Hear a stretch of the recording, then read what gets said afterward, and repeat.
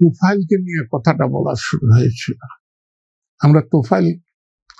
আমি তোফায়েলকে নিয়ে খুব কষ্ট আছি, খালি তোফায়েলকে নিয়ে না, মতিয়া চলে গেলেন, তাকে জাতি সম্মান দিল না।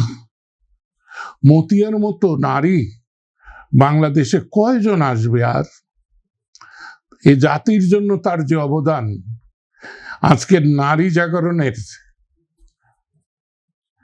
যে ধোঁয়া আমরা দেখতে পাই, এই নারী জাগরণের পথিকৃৎ কে? এই গাঙ্গেয় বদ্বীপে মতিয়া চৌধুরী, অন্য কেউ নয়, মতিয়া চৌধুরী। এবং তার কোনো লোভ লালসা ছিল না। এই মহিলাকে কোনো সম্মান দেওয়া হলো না।